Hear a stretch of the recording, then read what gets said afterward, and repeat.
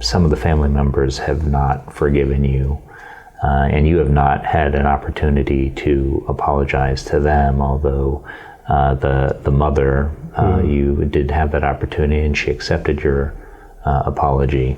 You know, the internet works in funny ways, and this video will be public. Would you like to apologize to the children? Yeah,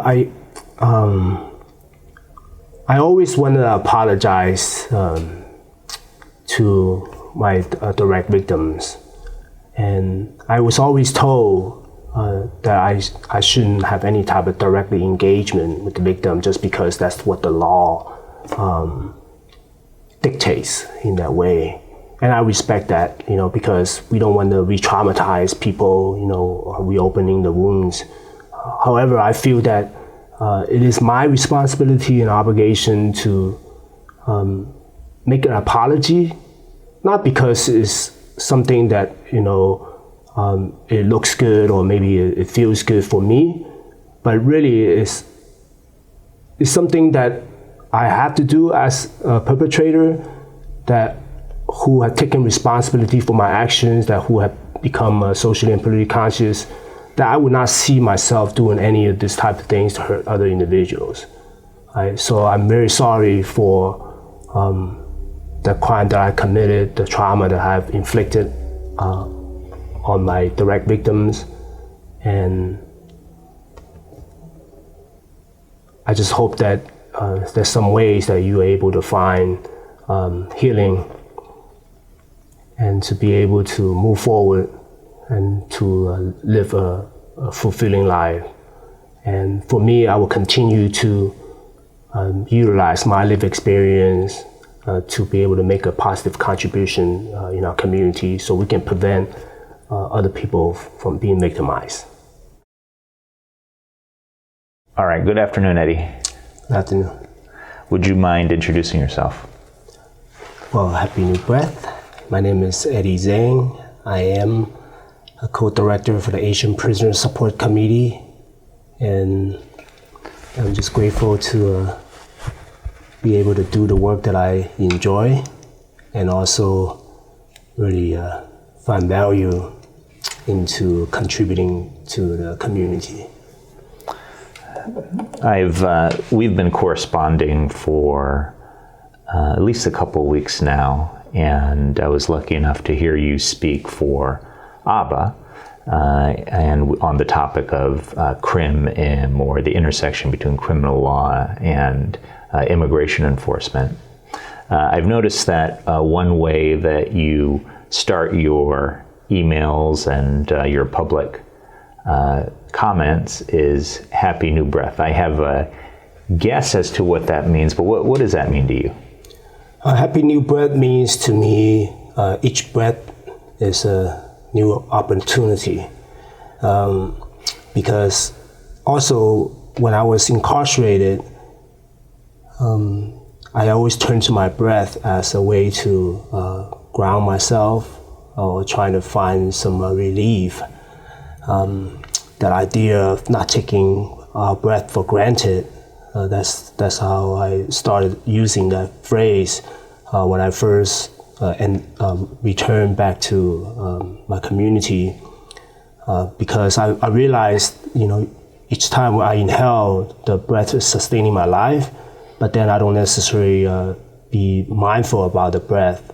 So I want to remind myself to continue to be grateful and be appreciative of my breath and my freedom, and then at the same time trying to remind other people to do the same.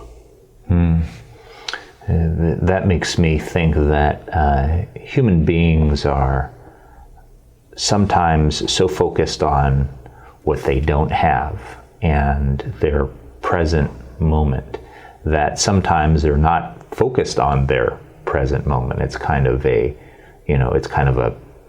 contradiction. And to me, when I hear that and I read that from you, what it says to me is that it's a reminder to be grateful and to remember that there's promise in every moment. Yes, I mean that's important. I think we always take that breath for granted, and until sometimes when we are ill or when we are stressed, then we feel like, man, everything is going wrong. But as long as we taking some deep breaths, we know that there's an opportunity to turn that around, right? But we don't remember that. So I think in general, it's a good practice to set aside time to just to breathe, just to be mindful of like that life is so precious. And focusing on the moments and each breath, it's really sort of a liberating thing.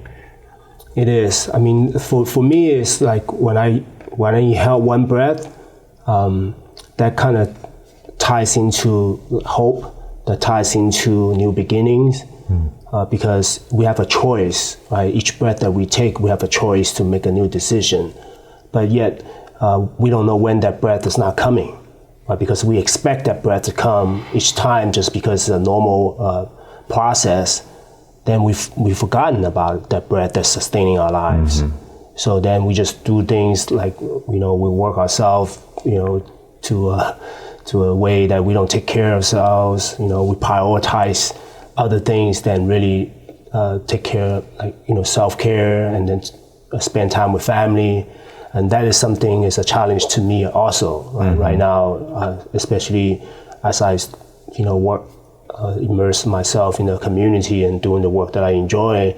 Sometimes the boundary blurs. It's one thing that I enjoy the work that I do, then sometimes there's no balance, to say that, yeah, you enjoy the work you do, so you're not really doing work.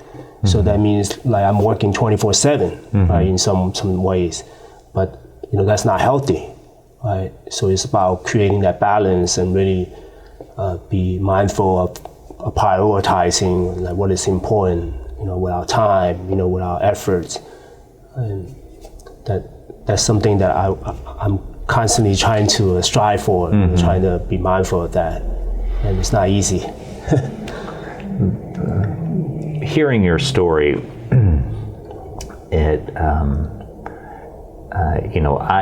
I've heard the public-facing elements of your story, which are useful and inspiring, and they help you achieve the change that you think is important, that you've devoted your life to. But I have to imagine that re-entry for anyone is difficult. You spent 17 years in the prison system plus 2 years further in fighting immigration detention. So you're talking about... Well, yes, actually I spent 19 years in the state prison system, and then I spent 2 years in the immigration prison fighting the case. So 21 years. 21 years. So really, your pre-adult life and then the vast majority of your adult life, you spent in a system that's meant to control a person. And punish. Perhaps without much focus on redemption and reform. And you've spent your free life, from what I can tell, on the redemptive portion, and trying to make that change for other people. But I have to imagine 1 month after your release, you were in a high school speaking to students. But with reentry, there comes freedom and self-responsibility. And you're someone who took a good deal of responsibility. You made a choice in prison to be responsible for your own life and your own choices. It's a whole different thing when you're out of a system of control. I have to imagine that there must have been some times where it's difficult to make that adjustment. Yeah, well, growing up in prison is definitely not a place that people want to be. However, that was the reality for me, so I had to learn how to embrace it, internalize it, and let it go, right? And I think in that philosophy of embrace, internalize, and letting go, it allowed me the opportunity to really solidify how I want to live my life moving forward. And that is, for me, I solidify my vision was to really serve the youth and the community, because I want to utilize my lived experience as a tool to prevent other people from, being incarcerated or being, perpetrators to hurt other people and hurt themselves and their community.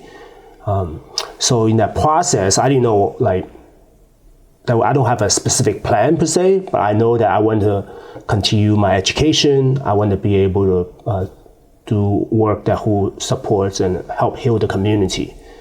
So then once I exit the system, I chose to be able to get involved in the community and working with young people and doing violence prevention and youth empowerment. That's a choice. Other people, after such a long time, they may decide to just trying to live their life, and to reconnect with their family and trying to find their purpose in life, what that is. And there's nothing wrong with that. So we all make different choices. For me, some of the choices were made by myself, and then there's some of the choices that is actually influenced by the community, right, or by the need of the community, because it was the community who never gave up on me. It was my family who never gave up on me, that allowed me the opportunity to be free, and to kind of really, it's like I was giving a new life, and to say that now what are you going to do with this new life? And so for me, it's about doing the right thing, and that's why I chose to work, in the community. So, as you conveyed, people choose their post-incarceration path in different ways. Some people choose a deeply inward journey. They close their circle, focus on their family and friends, and trying to reconstruct their lives. You've chosen a different path, and one that suggests that you decided on a purpose. When you entered the prison system as a child, as a teen, and I have to imagine, one, that it was difficult to adjust in a place where you're kind of seen, you're targeted, I would think, as a young person. But second, what was that path that led you, that moment that led you to make that decision that this is the purpose of my life? I'm going to help make things better for inmates. I'm going to help make things better for youth. When and how did you make that decision? I believe it's the process of maturity, and then the process of being educated and being able to think critically and being able to really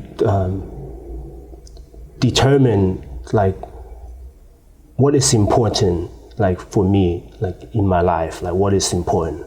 I think that journey of kind of rehabilitation and transformation really started a point that after I learned how to really survive inside the prison system. At the beginning, it was very challenging because I didn't speak much English or understood the culture when I entered the system. So it's a matter of survival. And I had to really learn how to navigate this very violent environment, or the total institution that is designed to punish and for the people. And so for me as an immigrant going into a prison system, doing a life-term sentence, it actually helped me a little bit, I have to say, because I didn't really understand the magnitude of what that meant, right? That I have a life sentence that with the possibility of parole. What does that mean? And I think when I went, that helped me kind of survive in a way, because I don't know what happened if I would have really understood, meaning that you have to spend 21 years of your life incarcerated. And if I had to understand it from the beginning, I probably don't know how I would survive. And it could be a little different. But at the time, I think I was under the false impression that I was only going to do 9 years in the prison system, and then I would be released. Because at the time I was 16, if I would do 9 years, I would be 25, and I would be aged out. However, I didn't know that I had a life top. Like I was sentenced to 7 years to life, plus 1 year for the gun enhancement. So it wasn't until I went into the prison system when people read my transcript or my court sentence, and they say, "Oh, you have a life top." Right? And I said, "No, I have 9 years." That's what I heard the judge said, right? And that's what the translator was translating to me. So I think that helped a little bit. But the journey in that process, that what I really found, like what I wanted to do with my life was, once I was able to really get educated, like do my own process, and then with the support of my family and my community to enable me to really to learn how to think critically and to really take responsibility for my action. Right? I think when I was able to understood that, that's when the transformation happened. Right? Because the transformation process is ongoing, but to a certain point, when I was able to be educated, and then that's when I was able to really understand a little bit more around my action and the ripple effect that my action have on other people and on the community. And so that's when I was on the path of really trying to pay it forward in some ways, and trying to find not really find, but really trying to fight for the freedom that I never had, right, that I have given up, in some ways. And so that's the process. But going back to what you said earlier about some of the the reentry challenges, for me it's a little different, just because I'm not a nominee when it comes to rehabilitation and transformation, but then I'm very unique as an individual, and so some of the things that apply to other people, it may not apply to me, right? Because even in that space, I have some privileges. The privilege include that when I first exit out the system, I have a family who's waiting for me. I have a place to stay. Financially, they support me. That is fortunate. Yeah, so that means I have a house, I have a house to stay, and I have food at the table, and then I have job offers already. Right? Not too many people are in that circumstance. Exactly, right? So I was privileged already by having all of that, and so it's easy. So that kind of helped me a little, and I have a big community who supported me, who fought for me. So they were holding me accountable. They were supporting People wouldn't let me. you fail. Yeah, so I was loved. I was like embraced and loved, right? And that's not the case for majority of the people who exit the criminal justice system, and they don't necessarily have those type of support that they needed to successfully a transition from a prison setting to back into the community. You've spoken elsewhere about the model minority myth and how it doesn't serve Asian Americans, also doesn't serve the broader community. It's divisive and it's a myth. It's false. The reality has to be that for many Asian American Pacific Islanders, where there's there's some cultural basis for face saving and shame, that their families turn against them once they bring shame to the family. You've related how your family pretended that you were busy with your studies, so much so that you couldn't attend your grandparents' funeral. What was that realization like for you personally, that that's how your parents were coping with it? And once you got out of prison those 21 years later, what was that process like in reconciliation with your family?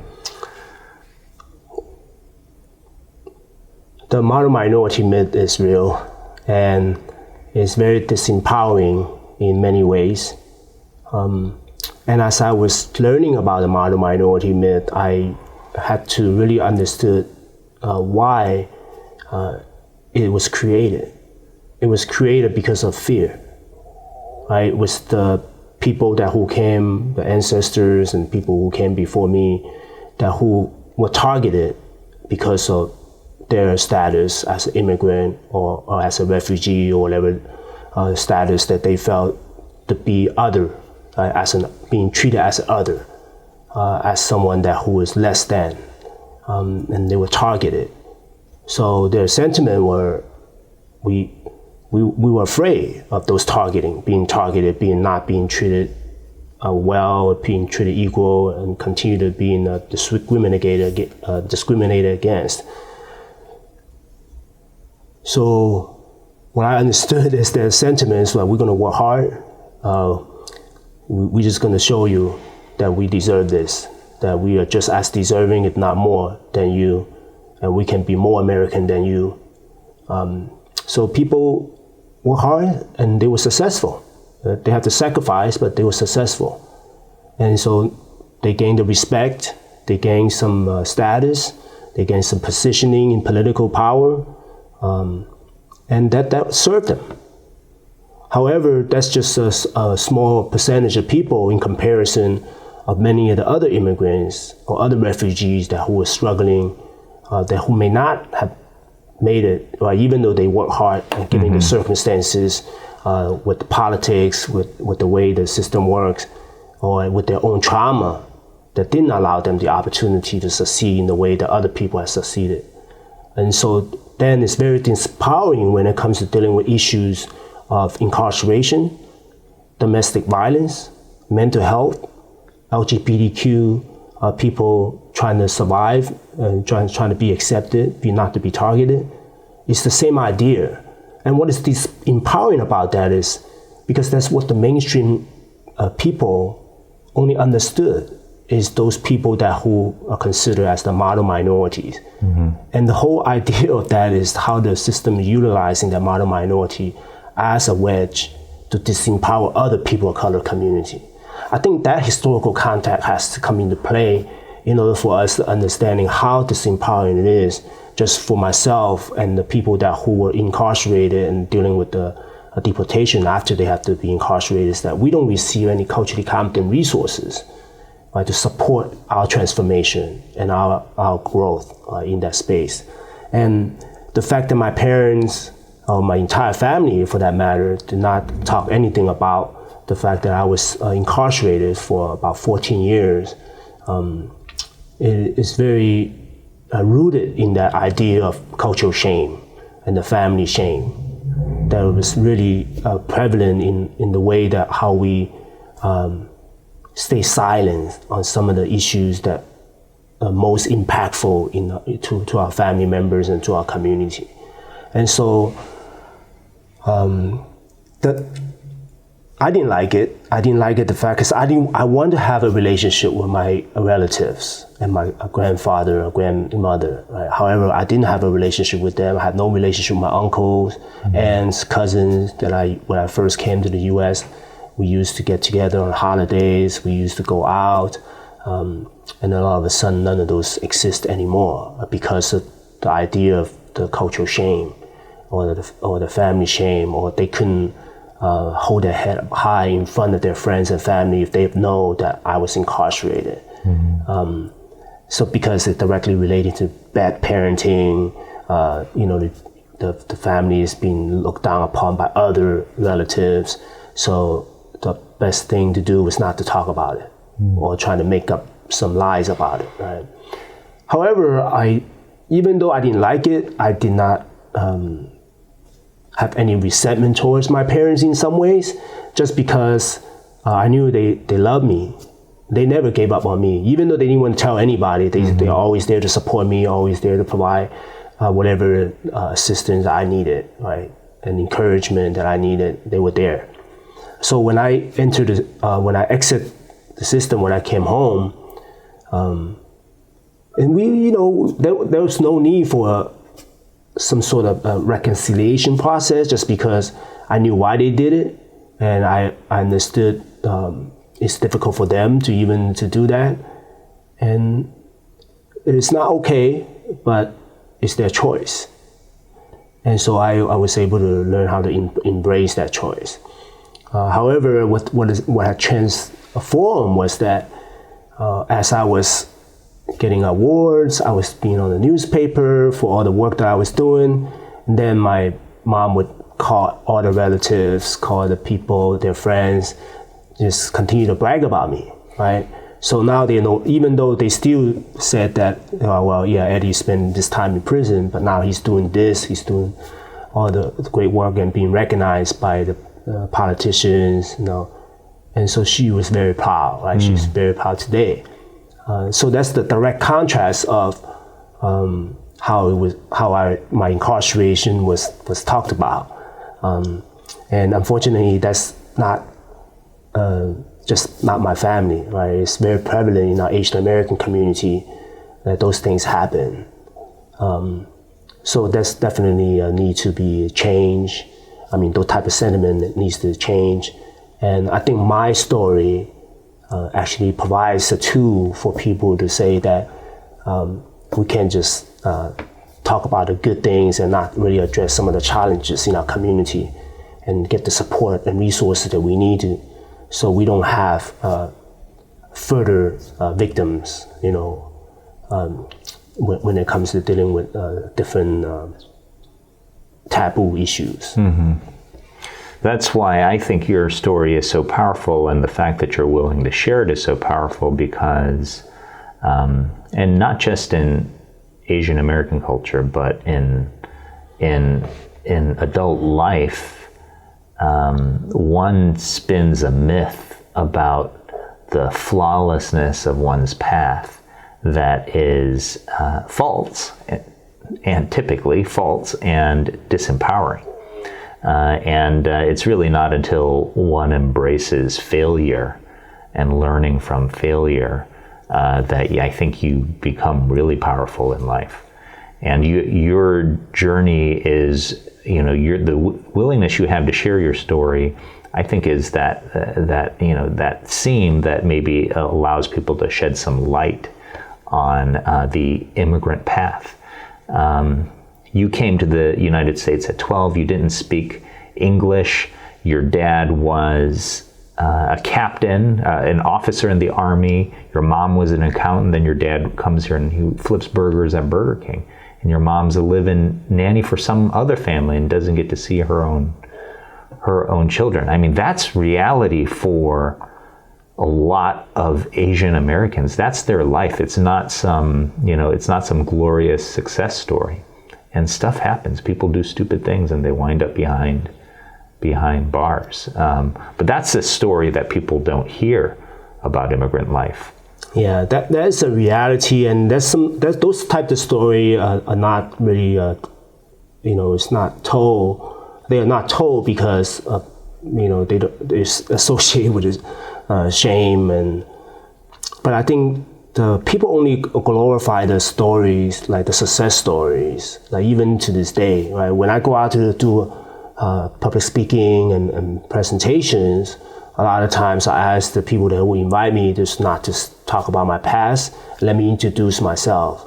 So when I introduce myself and give them all these different titles about being a commissioner, being on the board of certain organizations, holding all this space, people just expect me to fit in that model minority myth. I say, of course you're successful. Of course you should be successful, right? You're Asian, but then when I shared with them I was incarcerated for 21 years, they were like, no way. And this is just in general, like when I was talking to the African American community, or white, Latino, it doesn't matter. Like just when I go out in the public space, people just don't associate with me with having incarcerated.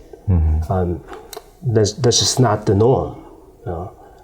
But yet there's so many people who are in the Asian American Pacific Island community who are impacted by mass incarceration and the deportation system, that we failed to really understood some of the trauma that they had experienced that kind of led them to making poor choices, and then ended up hurting people and then hurting themselves and their families. I moved to Korea when I was, I think, 14 or 15, and I was placed in a Korean high school. And I had such a hard time, because I didn't speak the language, I had such a hard time adjusting to that environment. And, I can imagine what it was like for you as a 12-year-old coming from Gwangju, not speaking English, knowing how to read or write, living with your family in a one-bedroom, crowded into a one-bedroom apartment, trying to make your parents are trying to make ends meet at minimum wage jobs. And, the kids, I have to imagine, you're raising yourselves. That's my guess, because that's what we did. What was that experience like to different country, different culture, different language, different environment, one bedroom in Oakland, and all of a sudden your parents aren't there anymore? What was that like? Yeah, it is very difficult to adjust. Again, it goes back to the home environment, right? So when we were in China, I was born in a big city, and I grew up there, and we were pretty well off as a family. So then I have a certain type of lifestyle and structure that I was used to for 12 years of my life. But yet, having to be mindful that I was a kid, right? So my brain development is just at that age 12 kind of period, is still just barely trying to figure out, like trying to find identity, find what that is. Then when I was told that we have to go to the United States and it's for our own good, and I couldn't really associate that. How is that for my own good when I'm going to a new place with no friends, doesn't know the culture, doesn't know the language, but of course, the decision was not upon me to make, so I had no choice. So I went with the family, and when I came, the whole environment changed so much so that I was resisting. I was resisting in a bad way, right? Because I was resisting this change to be assimilated to something that I was never exposed to, right? Or never explain to me how it's going to work, right? So when I came, I live with, the whole family lived with my grandparents, and it was actually a 2-bedroom apartment, but 7 of us living in this 2-bedroom apartment, right? So I have an older brother and older sister, so we all slept on the sofa. We didn't even have our own room. Right. We slept in a couch that pulls out to be a sofa. So we did that for 6 months. And while we figured out where we're gonna live and how to get jobs and put me in the school. And so during that process, at the beginning, the first few months was okay a little bit, in a sense that at least I know I'm with my family, like I see them every day. But then once we move out to the 1-bedroom apartment, which is with my parents and myself and my siblings, then that changed a little bit because now that they are working. So when I came home, there's no one home. No one was home except for me. Because my brother went to adult school, my sister went to adult school, and then they had to work at the same time.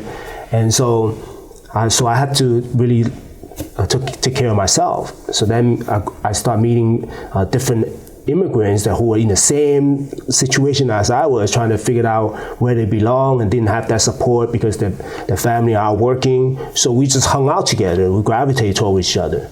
And that's where we start feeling a lot of different pushed out from the schools, the resisting of really being assimilated in the school system because there was no like culturally competent like currently, like in our school system we have English learning programs, like ESLs, like English as a second language programs, whereas before then we just kind of thrust into your normal school system where I didn't understand what the teacher was saying. I felt embarrassed when they called me to answer questions and I couldn't. So all those, in these days we call it trauma, right, in some ways.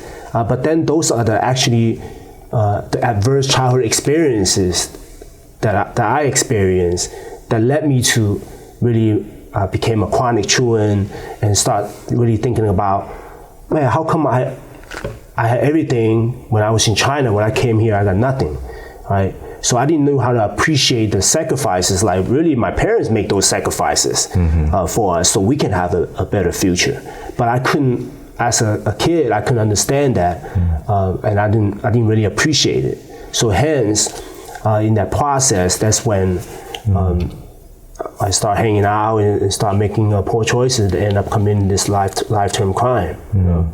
So it's very difficult. And I mean, I just for someone like I was already, even as an immigrant, at least like our family are family members are intact, but still, I have to cook for myself. I have to go out trying to figure it out like. When they tell me to do homework, like who helps me with homework? Nobody. Like, my parents don't understand English. They can't help me. And my sister and my brother trying to help themselves. They still trying to help themselves, trying to navigate their transition age experience. So we weren't able to do it. Like other people's family may be able to do it because there's always people saying that, well, we were immigrants too, we were refugees and we came and we worked hard and we did what we had to do and we didn't have to go commit crimes, we didn't have to go hurt other people. Well, everybody's different, right? Every household or the experiences are a little different. And so I think that's why for me at the time was really very resistant to the assimilation, just because I didn't feel like I belong anywhere, except when I'm with my friends, we experience the same thing. So so they understood me. That's your clan right there. Yeah, but see the thing is, like after I start working with young people, the immigrant kids, I had instant credibility with them, and they communicate with me like they trust me. Whereas a 4-year college student who just came out of college to become a case manager or a social worker, they cannot communicate with them because they don't trust them. They say, well, you don't even know what I'm going through. Like you don't know what my experience is. How are you going to try to help me, right? And so that's why I understood that process, and I understood how they were feeling and their parents. So I have a good relationship with all the people that I was working with, and that makes a difference.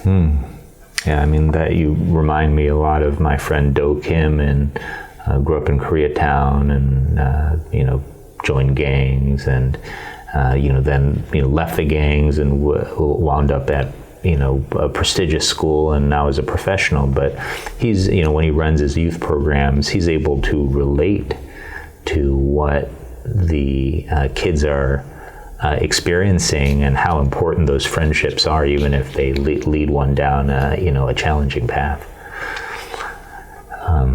Well, can I ask, so you became a chronic truant, you hung out with your clan, which were friends, who had the same immigrant experience as you, and you started committing crimes, and then ultimately led to a crime for which you were incarcerated. Can you tell me about that experience and how that happened? Yeah, so it's all material, like it's about materialism, right?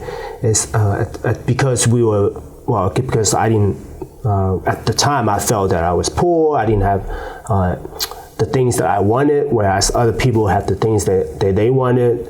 For example, like I mentioned earlier, I have everything I needed. If I need clothes, if I need toys, I need anything, I have all of those. And all of a sudden I come to a space where I just remember everything that I have to get is either second-handed or it's like a pass me down from other relatives or friends. With the shop at Goodwill's, and that's something that's like today I'll go to Goodwill and go buy some clothes. I don't feel any shame of it, right? But as a kid who was used to a certain lifestyle, and all of a sudden come to a new country, then to make that financial adjustment or those type of adjustment, I just didn't understand why at the time, right? But what I do understand at the time was that we don't have a lot of money like we were when we were in China, and so I don't ask my parents for money, right? When I do ask them, I remember when I asked my dad to buy me a bike, because everybody was at that time, in the 80s, they were riding the BMX bikes, right, the early 80s. And I said, I wanted one of those. So I say, I want a bike. They got me a bike, but it's a girl's bike, and so I was happy. I didn't associate anything with it. So I was happy riding it until somebody tell me, and they start laughing at me, say, "Oh, why are you riding a girl's bike?" I'm like, "Oh." Then somehow it's not being accepted. That's not cool, So it just all those different things, and it led to this a need for I want to make money. I want to, and what do I make money for? It's not like I want to make money to support my family and my parents, but instead I just want to have the materialistic needs that I want to fulfill, just like other kids have or other families have, right?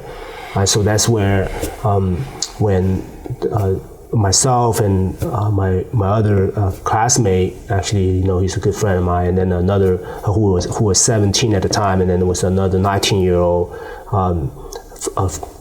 friend that we met on the playground, in Oakland Chinatown. Then that's when we, was introduced to this crime, right, by some older folks. To say, hey, if you want to make some money, and you can rob this business, then we can get a lot of money, right? And then when you finish, then everybody gets get a share of the money, and then you just go back to school, right? So that's how the crime was introduced to us, and how it happened.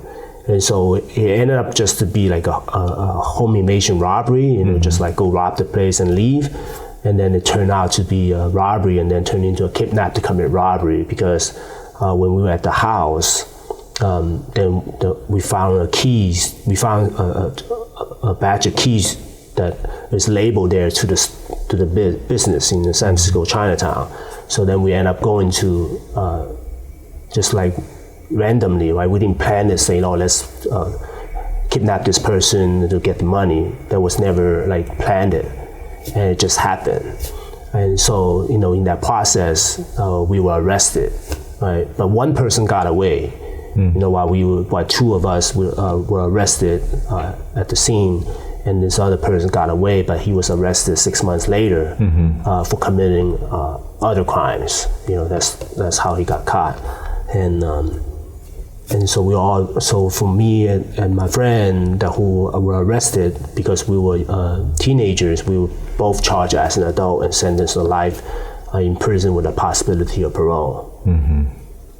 Eddy, I've heard you describe elsewhere, and I think I'm probably paraphrasing and hopefully not too inaccurately, that at some point you determined a life's purpose, and that included,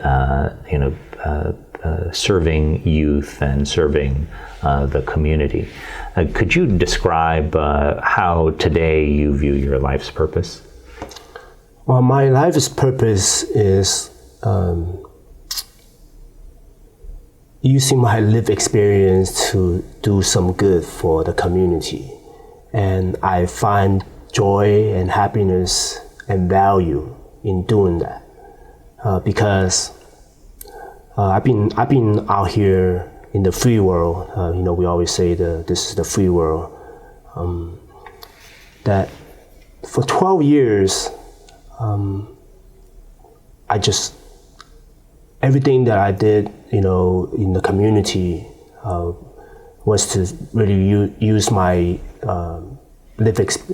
everything that I did is using my lived experience to build bridges, to find solutions, to address different challenges, to really promote cross-cultural healing and cross-cultural engagement, and then really focus on promoting culture, history, identity as a way to heal intergenerational trauma.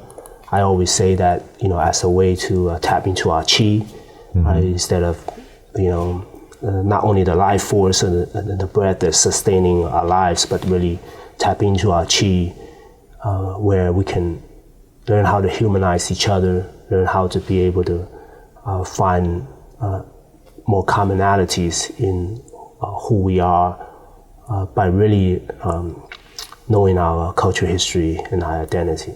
And so that's what my life purpose is.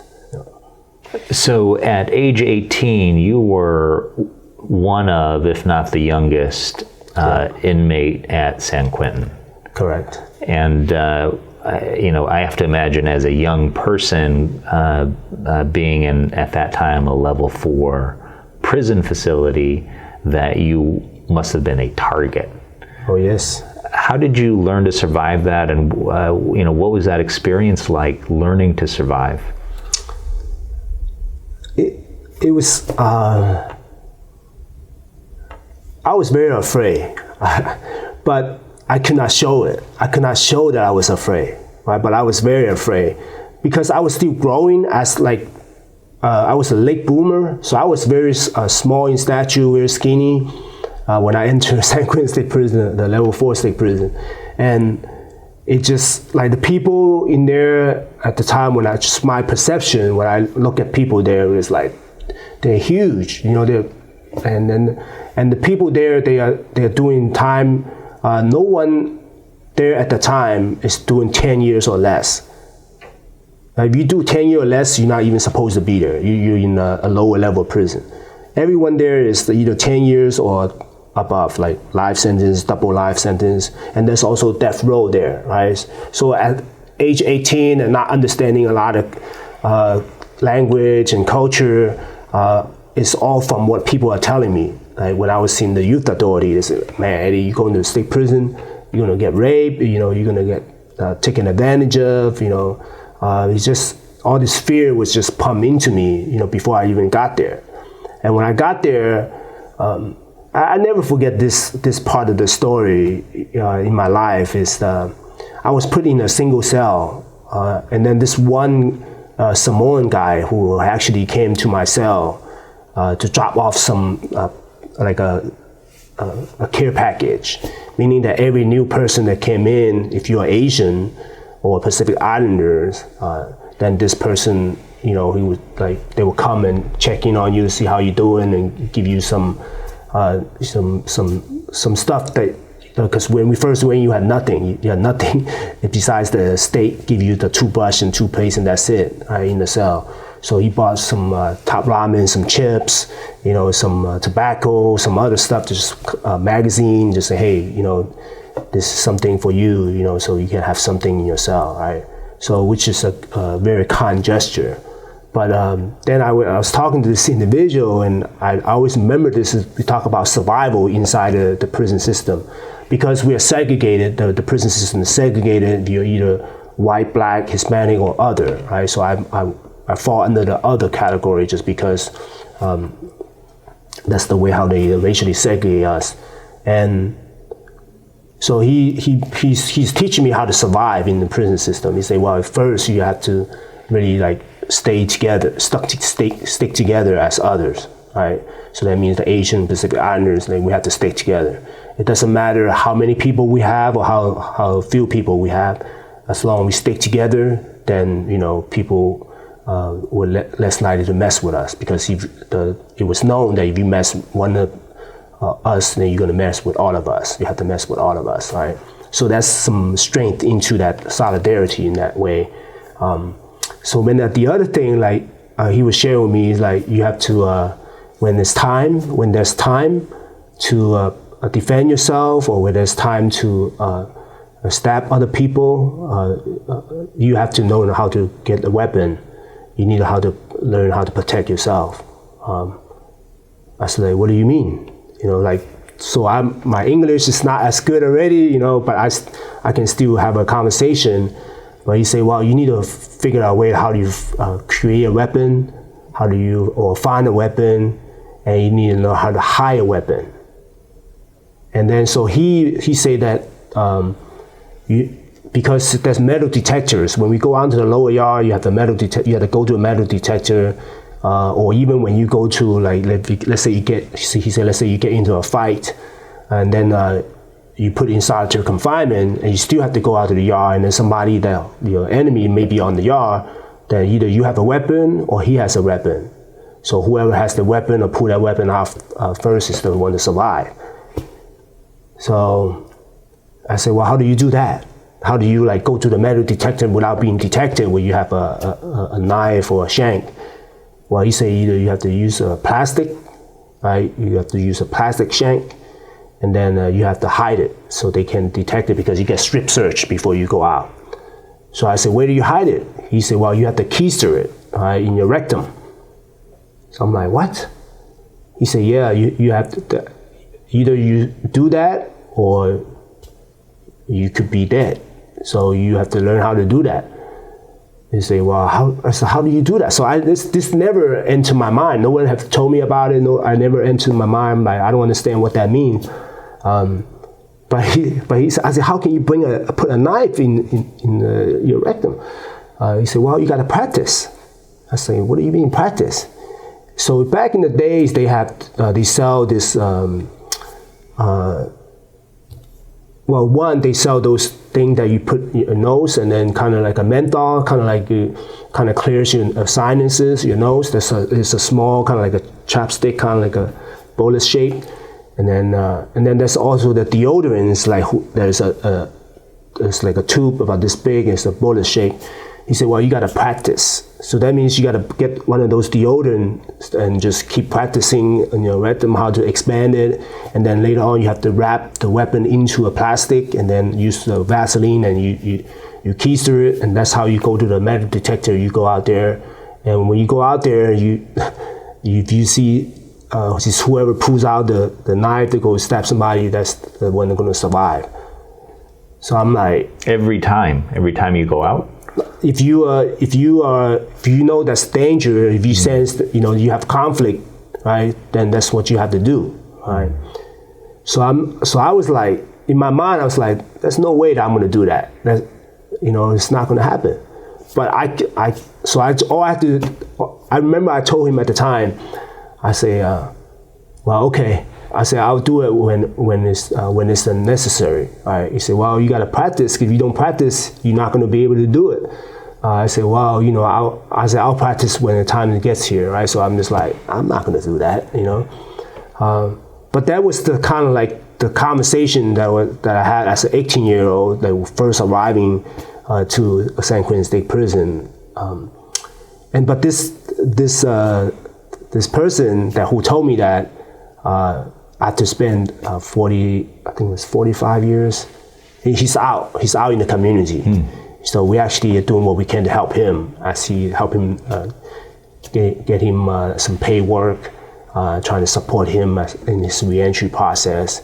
Because now he's an unhoused individual who lives on the streets.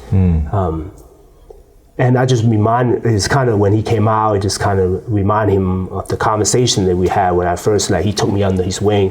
So the way to survive at the time was how we stuck together as a other population. And then you have the hierarchies within the prison system, even in each of the category, the groups, different groups.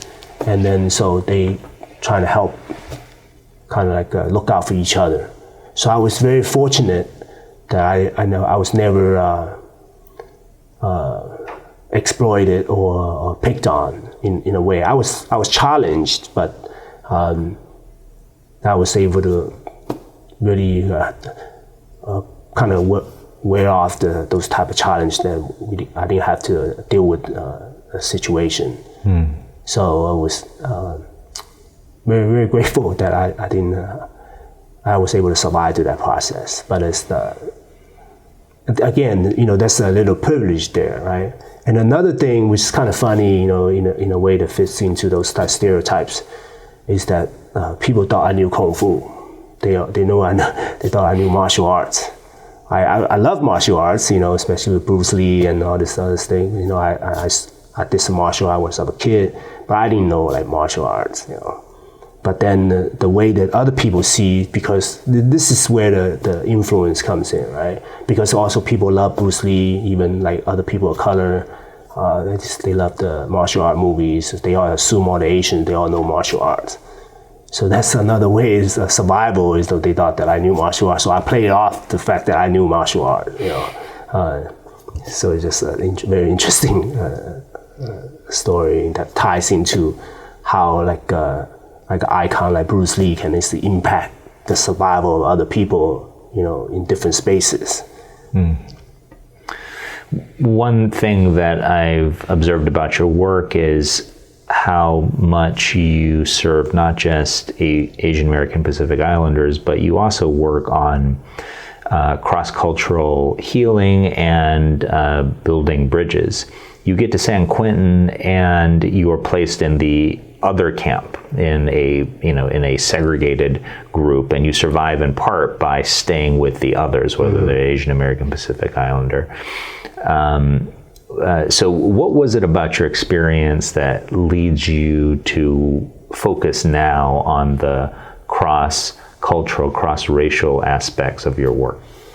Yes, it's very interesting dynamic where the people who are incarcerated, when I first went in there, even though I was sticking with the others' cause, because the racial segregation is it's a reality from the administrative perspective, and also from the prison politic perspective. The administration perspective is that they want to segregate us, racially segregate us, so they have control, they have better control. It's that divide and conquer way of, because in reality is that the prisoner have more people and then the guards have less people, but yet they have all the weapons at their disposal to control the masses. But yeah, one way that they control is to separate people, right? So you don't have any type of racial solidarity.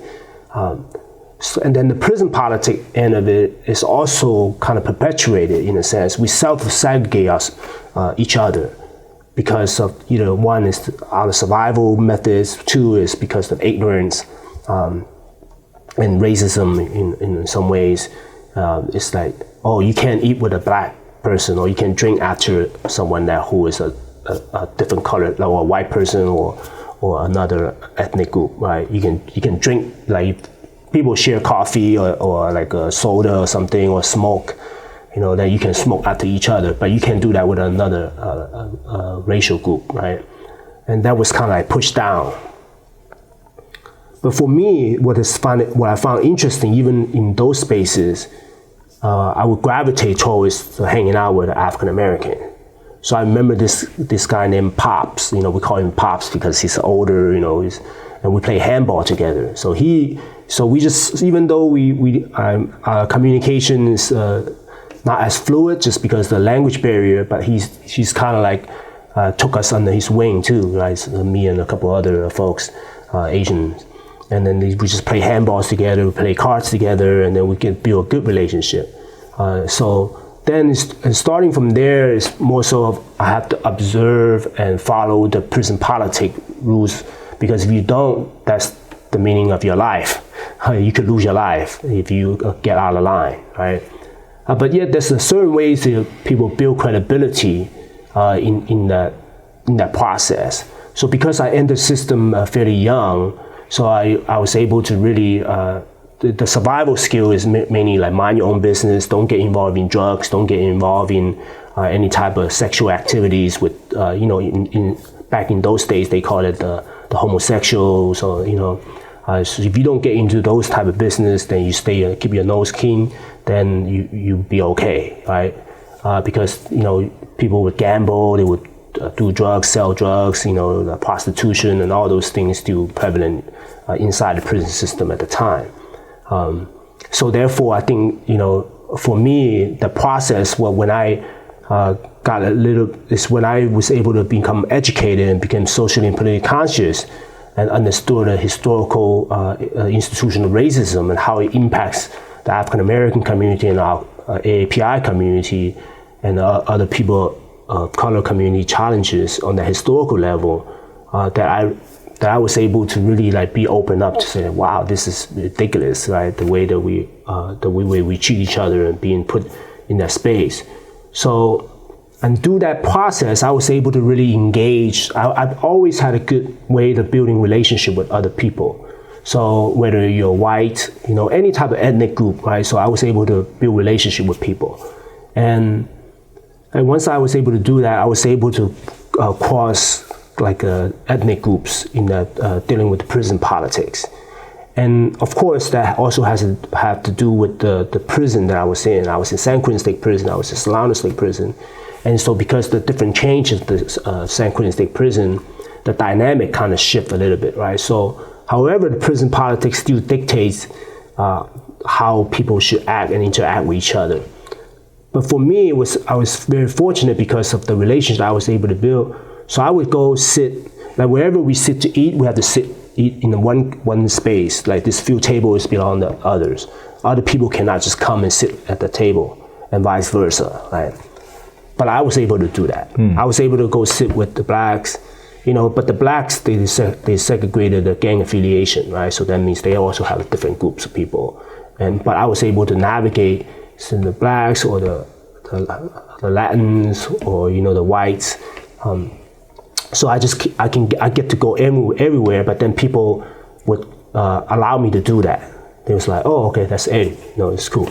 And if some the young people who drove up, they didn't understand what's happening because they follow the rules. And they see me at the table, they're like, hey man, why are you sitting? You can't be sitting over here. And then the OGs and the other people say, oh no, he's good, he's cool, right? So, but then my peers, they cannot do that.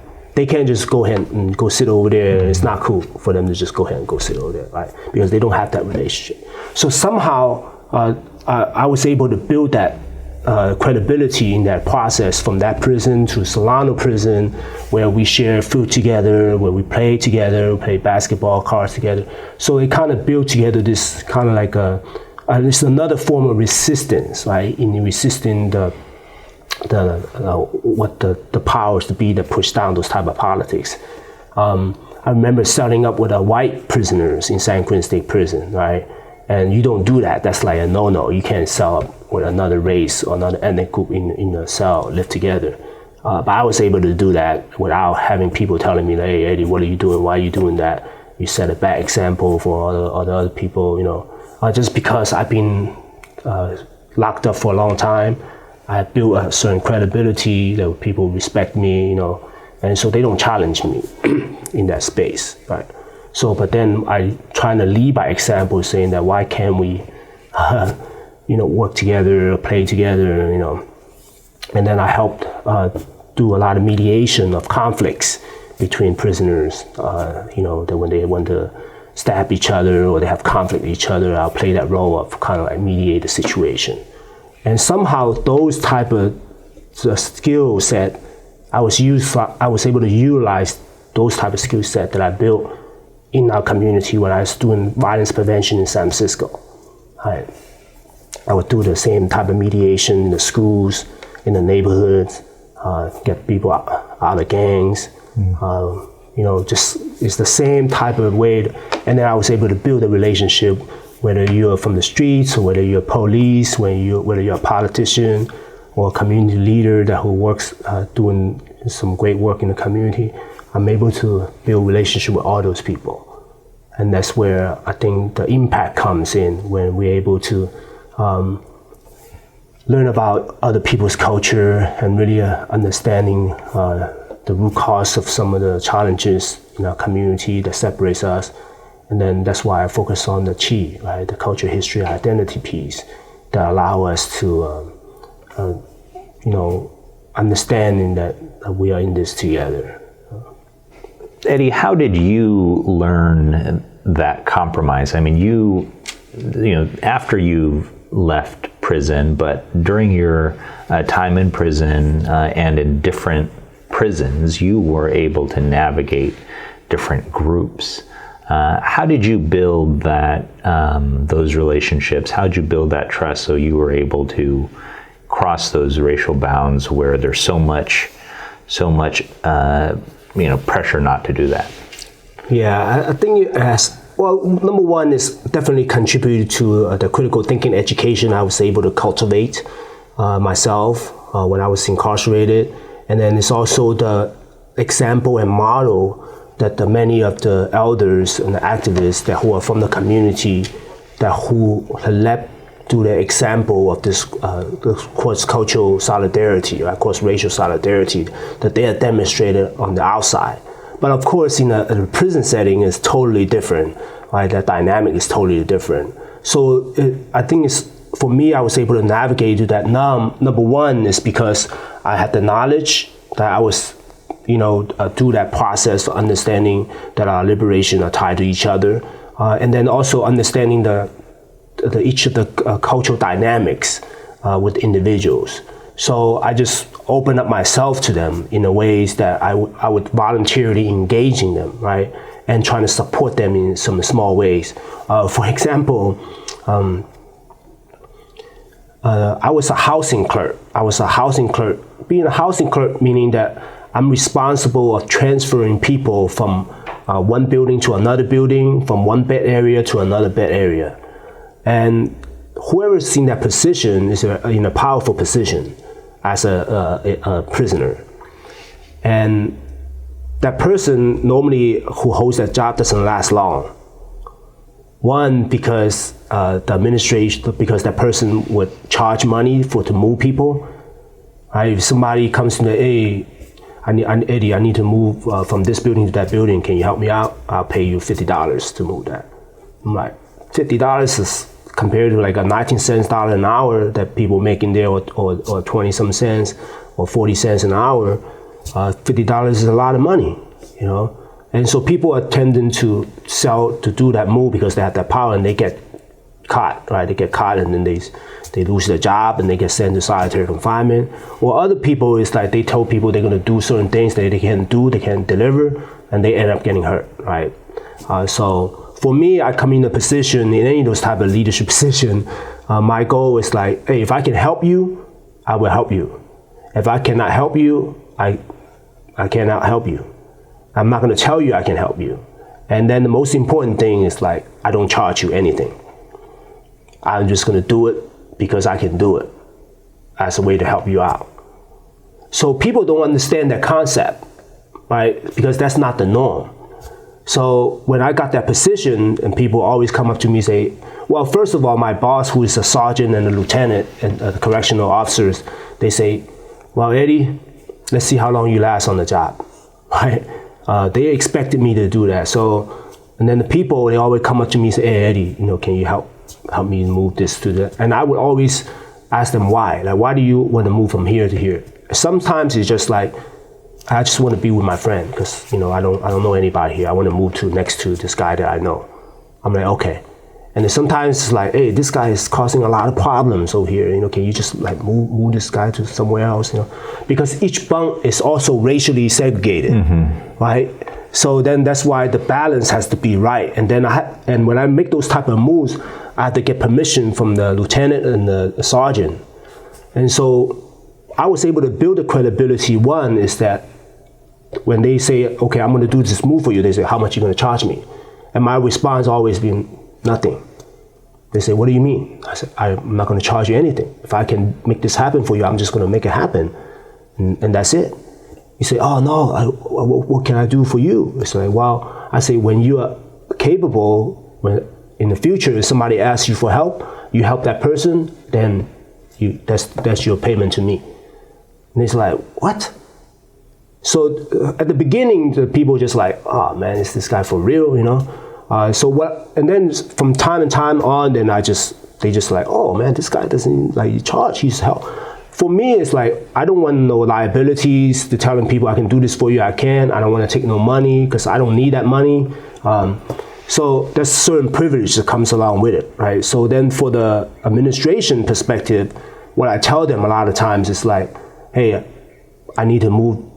They always want to ask why you want to move these people, right? Because the balance. And then they say, hey, I want to move this from this person to this place right here. And then the sergeant's like, why do you want to do that? I say, well, I can tell you, but just believe me. If we move this person to this, it'll be good for the space right there, right? Because sometimes like people say, hey, if we don't move this guy, we're gonna stab this guy, like he's causing a lot of problems, bringing a lot of heat to a dorm, So I just say, I can tell you, but you just have to trust me. So I was able to earn those trust where I say, okay, you just move it, right? Or sometimes I just go tell them, hey, I need to do a homeboy move. A homeboy move is just like, there's no specific reason why I need to move this person, just because this one person didn't want to be there, and then it doesn't interrupt the balance. And it's like, okay, go ahead.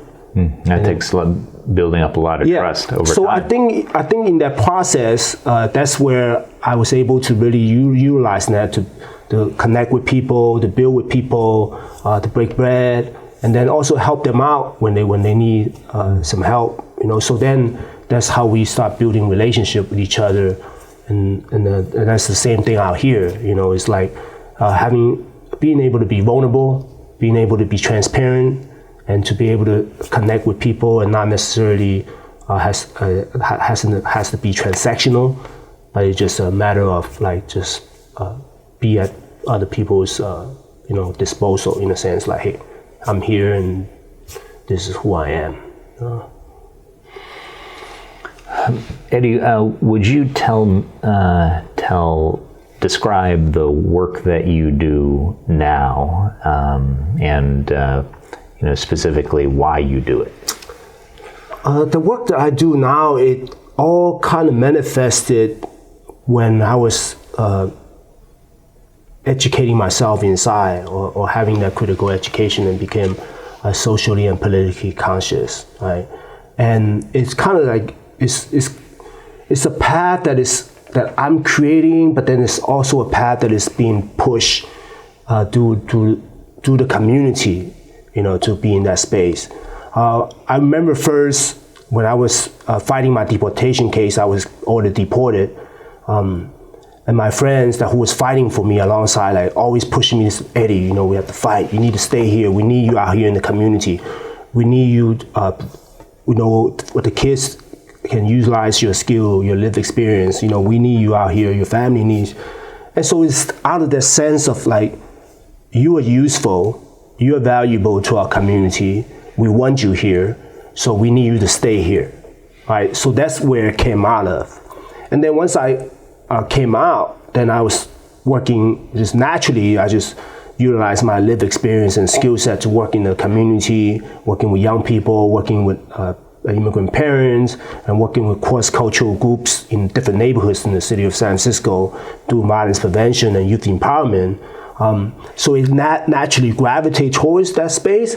Then I've never forgotten the people that I left behind, right, who are incarcerated, who don't have the culturally competent program that they needed to help their healing and transformative rehabilitation and transformative justice in a way where they are allowed to take responsibility for their actions and heal from their trauma, and to be able to become a contributing member of society, right? So I never forgotten that.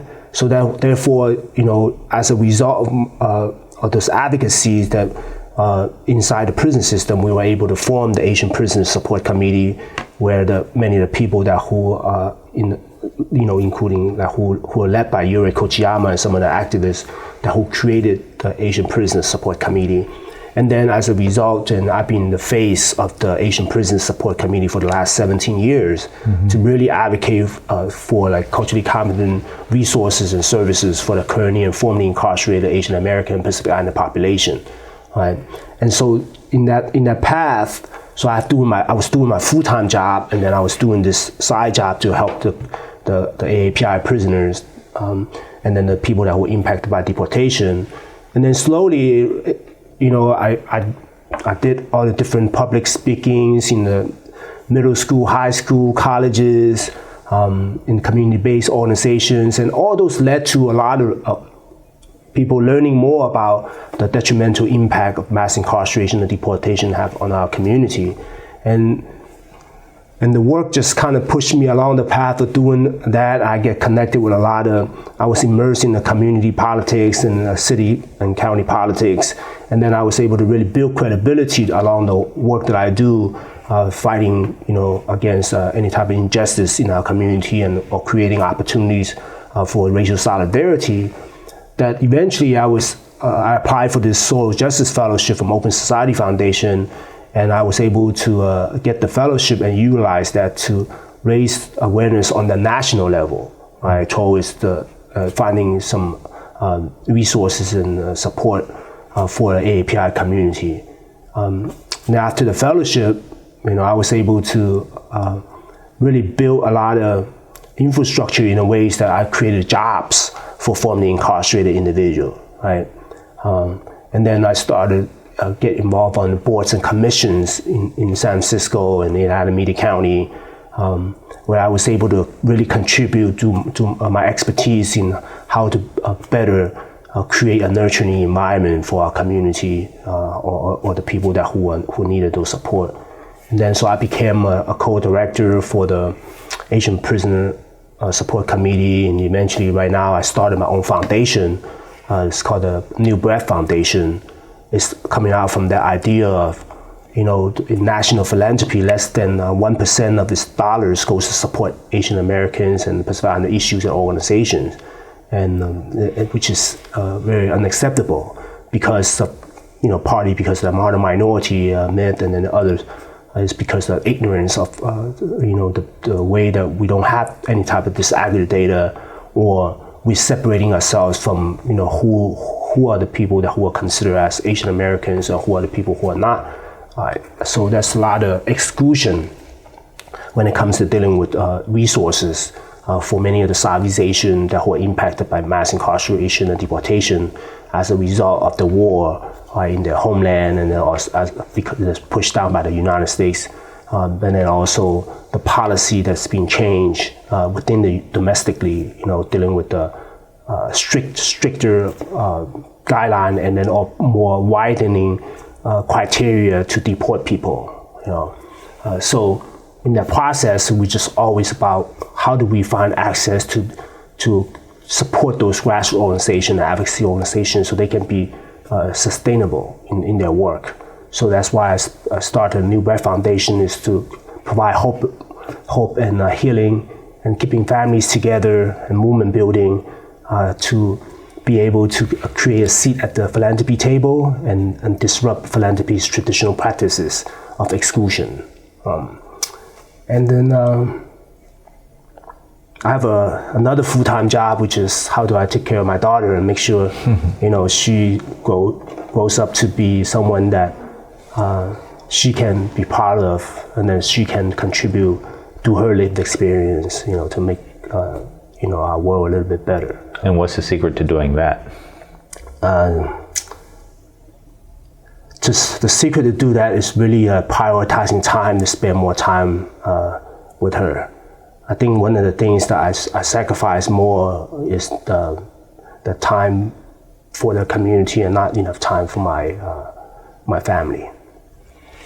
And then I think another aspect that I want to really kind of talk a little bit about, is the idea of reconciliation, right?